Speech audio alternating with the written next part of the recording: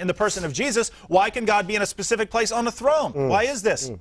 In Sahih al-Bukhari, volume 9, Muhammad says, every night when it is the last third of the night, our Lord, the Superior, the Blessed, descends to the nearest heaven and says, is there anyone to invoke me that I may respond to his invocation?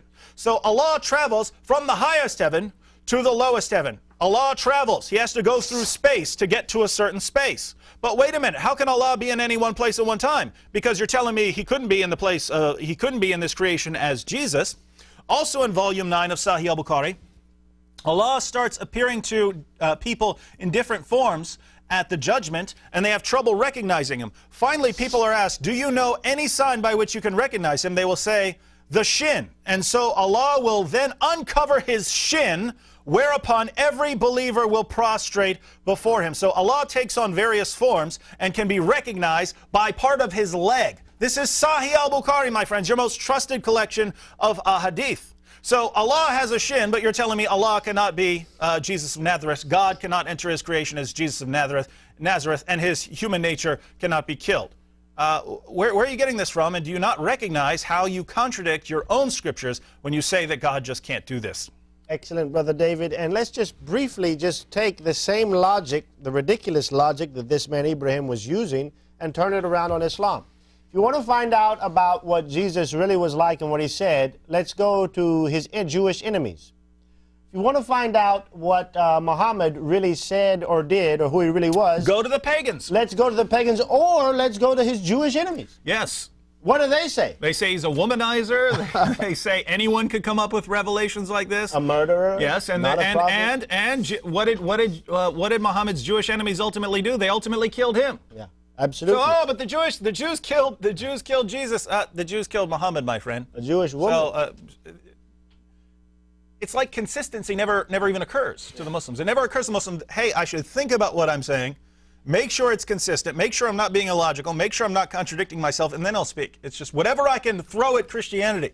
No matter how much it would destroy Islam, I just keep throwing it. It seems that they're desperate. But let's see. Pretty desperate. We'll give more chances to the Muslims and the Christians. We do not discriminate in the sense of allowing you to call. Please call 248-416-1300. And yes, we have a lot of callers waiting. I realize that. Let's take the next one right now. Welcome, you're on the air with Jesus or Muhammad.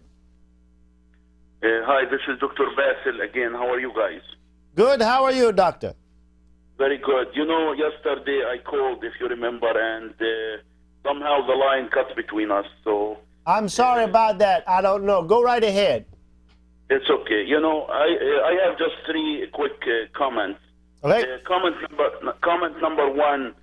I know this program maybe is in a Christian channel, but I think the matter that how long each caller need to take is a matter how this caller is intelligent and how he can argue. Not is this caller Christian or Muslim. And yes, absolutely, I agree. Yeah, the purpose of this kind of program is very good, because if I'm a Muslim, I need to strengthen this belief by this argument, and I need to reach the truth.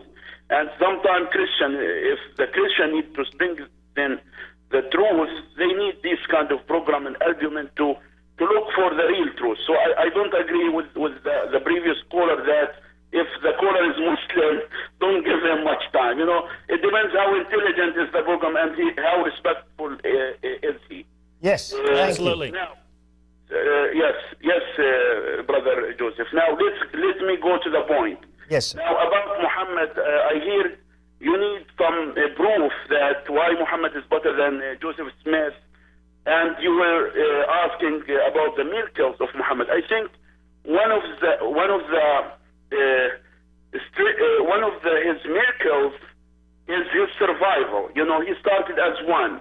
As you know, he went through Badr, battle, Uhud battle. They were very few, but God survived him. You know, he didn't die. And you remember Ma'arakat al-Khandaq, when all the people in Al-Jazeera al-Arabiya, collected armies to the Medina to kill him.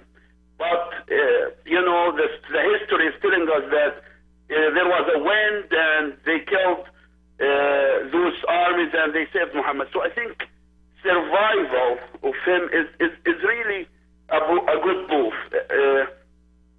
Okay, and Dr. Basil, very quickly, what about the fact that the hadith, especially Sahih al-Bukhari, the most respected Sunni hadith, you know, says that Muhammad was actually poisoned by a Jewish woman, and when he died, some 3 years later, he told those around him that the sickness you see in me comes from that poisoned piece of meat that I ate with your brother, I think it was Bashir.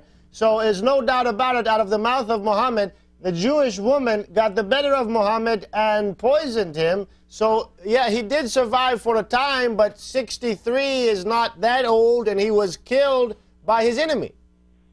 That's right, but he was killed after he ended his message. You know, the message was ended. The Quran was completed. No, the Quran was completed because Muhammad died.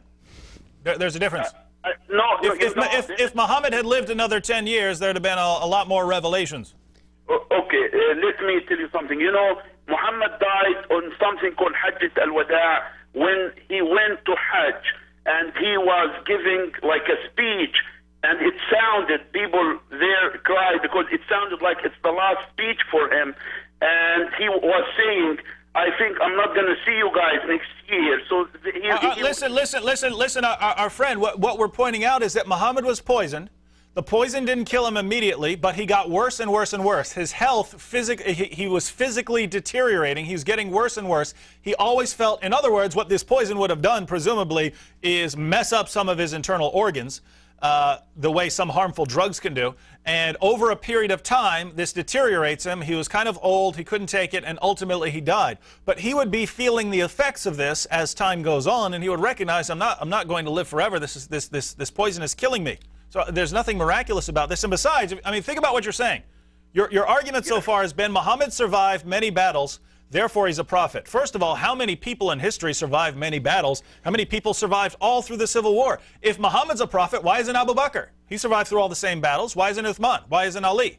Why isn't Umar? These people survived through all of the same battles. Many of Muhammad's followers survived through all of the same battles. You wouldn't say, therefore, they're prophets. That would never occur to you. It would never occur to me to say Alexander the Great must be a prophet because he conquered so much land between Greece and India. None of this would ever occur to our minds. What I find in Islam is that Muslims will appeal to basically anything about Muhammad and somehow use it as an argument that he's a prophet, when if we actually believe the argument, we'd have to believe that thousands and thousands of people who obviously aren't prophets, thousands of people today are prophets. So in other words, for the past 1,400 years, people have been surviving many battles. Think about Sergeant York. This guy fought the entire German army by himself and came back safe and sound. Therefore, he must be a prophet. He captured 121 Germans by himself. By himself. Yeah.